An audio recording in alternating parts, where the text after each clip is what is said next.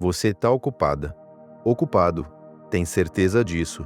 O dia começa cedo, termina tarde, a lista de tarefas não acaba. As obrigações se empilham. E ainda assim, quando você para por um segundo e olha para o que realmente construiu nos últimos meses, tem uma estranheza, uma sensação de que algo não fecha. Você fez muita coisa, mas não sente que viveu, como se o movimento fosse real, mas a direção fosse uma ilusão. Seja bem-vinda. Seja bem-vindo ao devagar. Tudo muda. Esse é um espaço para quem quer se entender de verdade, para quem está cansado de padrões que se repetem e quer finalmente entender de onde vem. Fico muito feliz que você tenha chegado até aqui, porque o que vamos conversar agora é sobre algo que a maioria das pessoas nunca para examinar com honestidade. Existe uma diferença fundamental entre estar ocupado e estar construindo, entre gastar tempo e investir tempo, entre movimentar e avançar. E essa diferença não está no volume de coisas que você faz, está no lugar onde a sua atenção está ancorada enquanto você as faz. A gente vive numa era que glorifica a ocupação. Estar ocupado virou sinônimo de estar bem, virou sinal de valor, de importância, de responsabilidade. E essa crença, absorvida silenciosamente pela cultura, faz com que as pessoas preencham os dias até a borda sem jamais perguntar: isso que eu estou fazendo está me levando para onde eu quero chegar? Ou estou apenas respondendo ao que chega até mim? A resposta honesta, quando as pessoas se permitem dar, quase sempre revela algo desconfortável.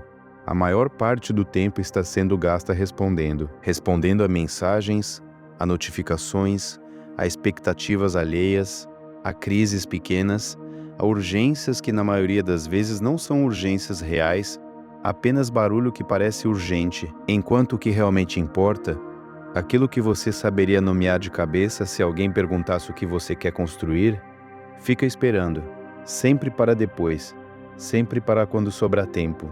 Mas o tempo não sobra, ele é usado, e o que decide como ele é usado não é a vontade que você tem, mas os hábitos que você cultivou e o ambiente que você criou ao redor de você. Tem uma frase que eu quero que fique com você. A vida não vai na direção das suas intenções, ela vai na direção dos seus hábitos.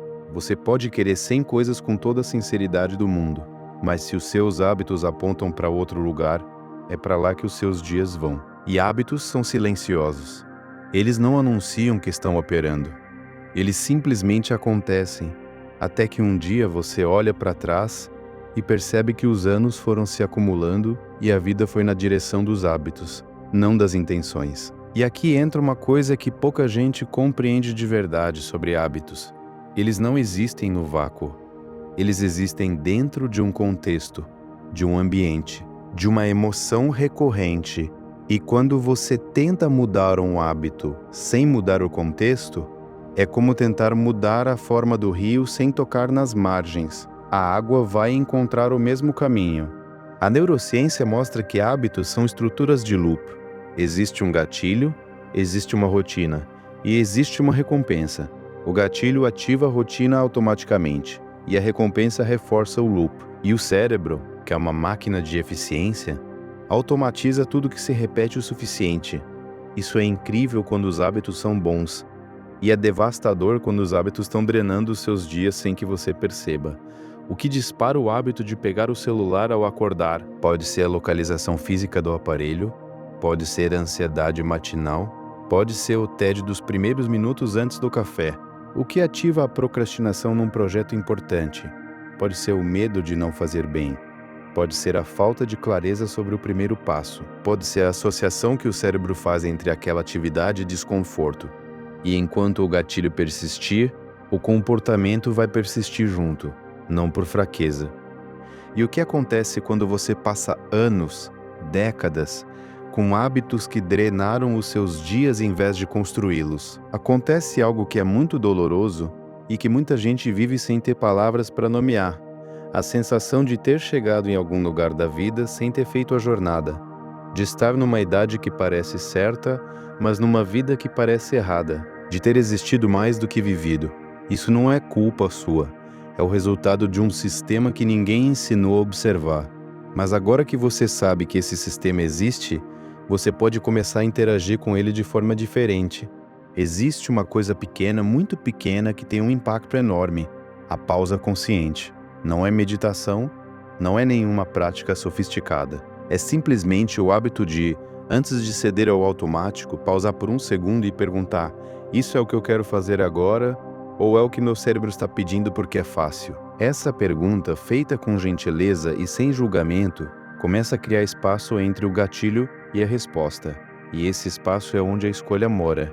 No começo, vai ser difícil notar o automático, porque ele é justamente isso, automático. Mas com o tempo, você começa a perceber antes, depois e eventualmente durante. E cada percepção é uma abertura, não para punir, mas para escolher diferente. Se algo do que foi dito até aqui está fazendo sentido para você, eu te peço uma coisa simples. Antes de continuar assistindo, compartilhe esse vídeo com alguém que você sabe que está nesse ciclo, porque às vezes tudo que precisa é de alguém que nomeie o que a outra pessoa está sentindo. Agora, eu quero falar de algo que tem uma ligação direta com tudo isso e que raramente é discutido: a qualidade da atenção que você traz para as relações. Quando você está presente com alguém de forma real, com a atenção inteira ali, sem o celular na mão, sem a cabeça em outra coisa, acontece algo que não acontece de outra forma. A pessoa do outro lado sente que existe, sente que importa. E você também sente algo: conexão, que é uma das necessidades humanas mais fundamentais e que está se tornando progressivamente mais rara. A maioria das pessoas hoje divide a atenção constantemente.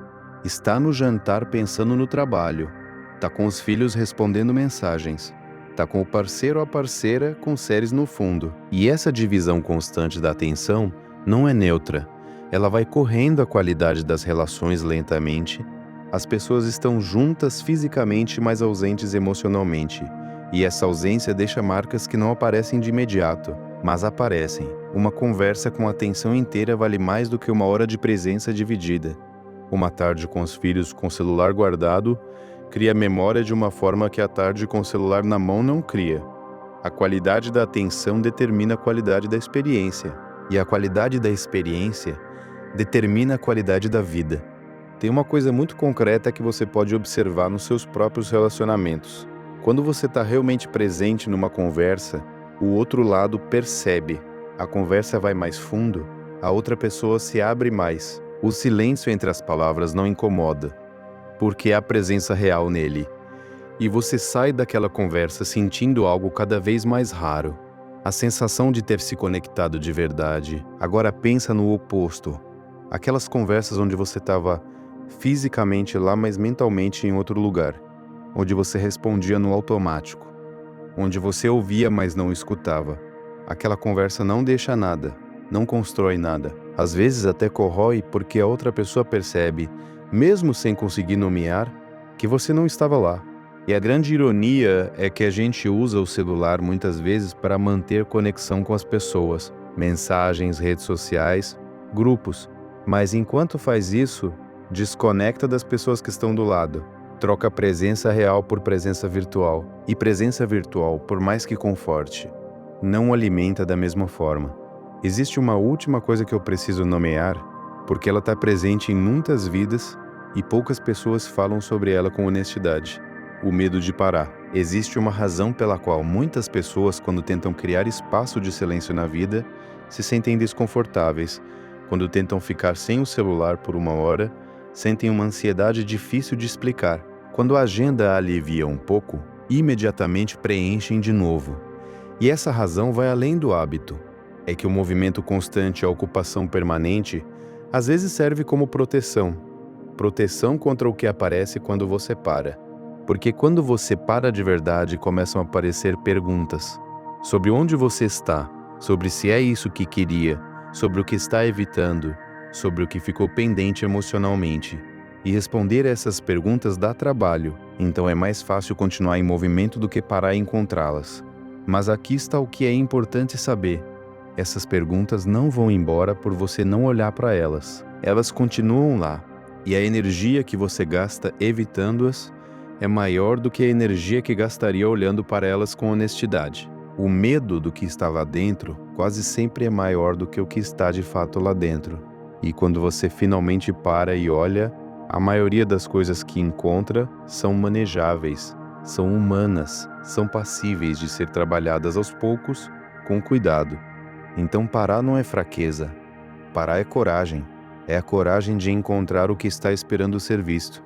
E o que é visto pode ser cuidado. O que fica escondido continua pesando, mesmo que você não saiba por quê. Esse cuidado interno é o que gera no longo prazo a leveza que as pessoas procuram na ocupação, mas nunca encontram.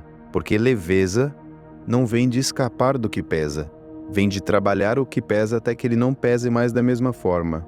E esse trabalho começa com a coragem de parar, com a disposição de ficar, com a escolha de estar presente mesmo quando o que está dentro não é confortável.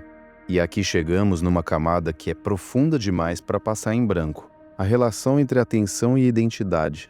Você é em grande medida aquilo que você observa com atenção. O que você nota, o que você experimenta conscientemente, o que você processa e integra, isso vai compondo quem você é. Quando a atenção fica presa em conteúdos superficiais, em comparações, em ciclos de estímulo e resposta rápidos, a identidade vai se moldando a isso, o pensamento fica mais raso, a tolerância ao silêncio diminui, a capacidade de sustentar reflexão mais longa vai se atrofiando. E quando a atenção vai para o aprendizado, para a reflexão, para as relações, para a construção, a identidade vai se moldando a isso também. Você começa a se ver como alguém que constrói, que cuida, que cresce, e essa autopercepção tem um poder enorme, porque orienta comportamentos futuros. É por isso que a mudança que dura não começa pelo comportamento, começa pela identidade, começa por você se enxergar de uma forma diferente. E para isso, é preciso dar experiências diferentes a si mesma, a si mesmo, mesmo que pequenas, porque a identidade é construída pela soma das evidências que você coleta sobre si. Cada ação intencional é uma evidência nova. Então, quando você escolhe passar uma manhã sem pegar o celular e usa esse tempo para algo que importa, você não só completou aquela tarefa, você criou uma evidência, você disse para si mesma, para si mesmo: eu sou alguém que protege o que importa. E essa evidência, somada a outras, vai construindo uma identidade diferente, uma identidade mais sólida, uma identidade que se apoia em escolhas reais, não em intenções que nunca se concretizaram. E com o tempo, essa identidade começa a guiar comportamentos de forma mais natural. Não porque ficou mais fácil resistir às distrações, mas porque a sua relação com elas mudou, porque o que você valoriza mudou, porque o que parece certo mudou. E essa mudança vinda de dentro é diferente de qualquer mudança forçada. Ela permanece, ela cresce, ela se aprofunda. Existe uma frase que parece simples, mas que eu quero que fique com você como um farol. O que você repete, você se torna. Não o que você planeja, não o que você deseja, o que repete. E quando você repete a escolha de estar presente, de proteger a atenção, de dar a si mesma e a si mesmo o presente do agora, você se torna alguém que vive assim, não de uma vez, não sem recaídas, mas com uma direção que, mantida no tempo, leva muito longe. E longe, aqui, não significa distante. Significa que os seus dias têm peso real, que as suas memórias têm textura, que as suas relações têm raiz, que o que você construiu tem fundação sólida, que quando você olhar para trás, vai reconhecer a sua vida como sua, como algo que você escolheu e habitou de verdade, mesmo nas partes difíceis, mesmo nas imperfeições, mesmo nas curvas inesperadas. Hoje, uma ação pequena vale mais do que um plano perfeito para amanhã, porque planos para amanhã são intenções. E a vida, como a gente falou, vai na direção dos hábitos, não das intenções. Pensa numa coisa bem concreta que você pode fazer hoje, uma coisa só. Pode ser guardar o celular numa gaveta por 90 minutos e usar esse tempo para aquele projeto que você vem adiando. Pode ser sentar à mesa para jantar sem nenhuma tela, presente de verdade. Pode ser deitar sem o celular do lado e ficar em silêncio por 10 minutos antes de dormir. Uma coisa, pequena, real. Não porque vai mudar tudo de uma vez, mas porque ela é uma evidência, um passo na direção da pessoa que você quer ser.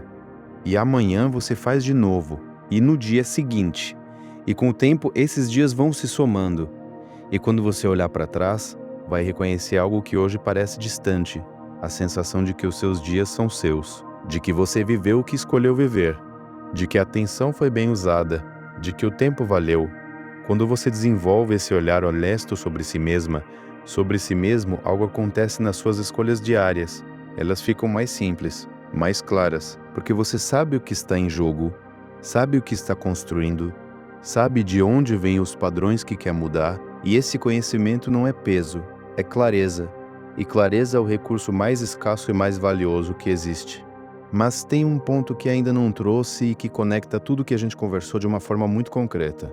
A diferença entre clareza interna e produtividade real.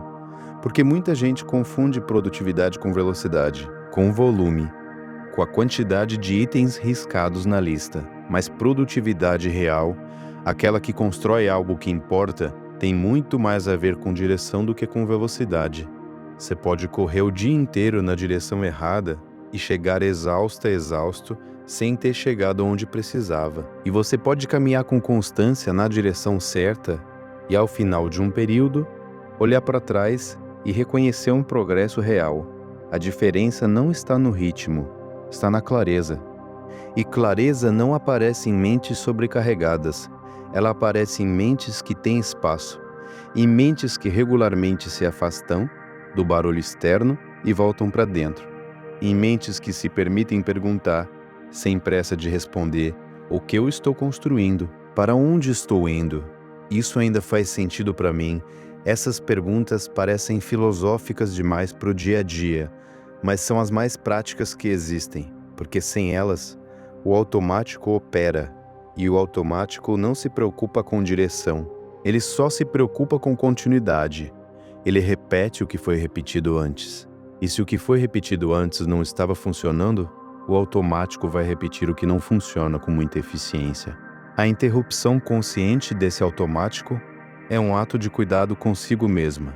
Consigo mesmo é você dizendo: eu não vou simplesmente deixar os dias acontecerem em mim. Eu vou participar da construção dos meus dias, com imperfeição, com tropeços, com dias em que o automático ganha, mas com consciência crescente sobre o que está acontecendo e para onde está indo.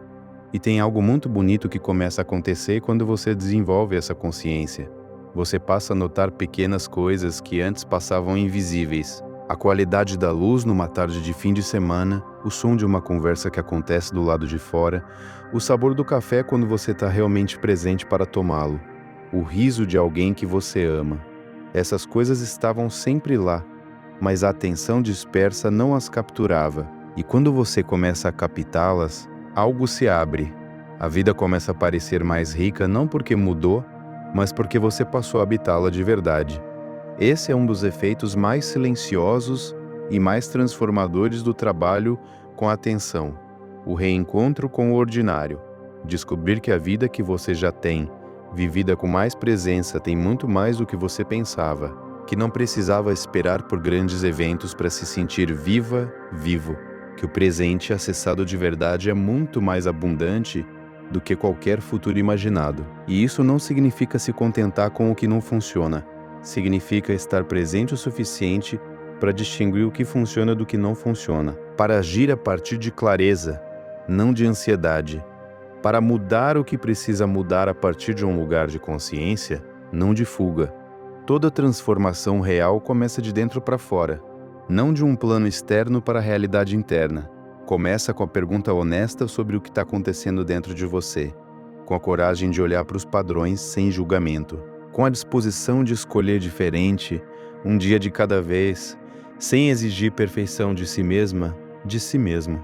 Pensa numa coisa bem simples que você pode observar ainda hoje. Quando foi a última vez que você passou uma hora sem checar o celular, não porque estava ocupado com outra coisa, mas porque escolheu conscientemente não checar? Há uma diferença enorme entre não checar porque está ocupado e não checar porque decidiu que esse tempo pertence a você. A segunda forma devolve algo que a primeira não devolve: a sensação de que você é quem decide onde vai o tempo. E essa sensação, pequena como parece, é o começo de uma relação diferente com seus dias. Porque quando você começa a recuperar pequenas faixas de tempo e usá-las de forma intencional, algo muda na forma como você se percebe. Você para de se sentir arrastado pelos dias e começa a sentir que tem algum controle sobre eles. E esse senso de controle não é ilusão, é real. Ele é construído escolha a escolha, dia a dia, numa progressão que é lenta, mas que não para. Não existe versão perfeita desse caminho. Existe a versão que você faz com o que tem, onde está, com os recursos internos e externos que possui agora. E essa versão, imperfeita e real, é a única que constrói algo de verdade. A transformação real não acontece de uma vez. Ela acontece num acúmulo silencioso de dias escolhidos com mais consciência.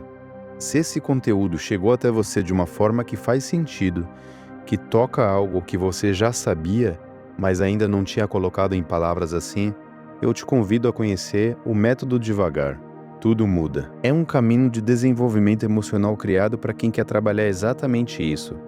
Entender a raiz dos padrões que se repetem, o que está por baixo das reações que você não quer mais ter e como construir uma base interna mais sólida e estável. O link está na descrição desse vídeo. Comece a sua transformação pessoal agora mesmo. Você chegou até o final desse vídeo.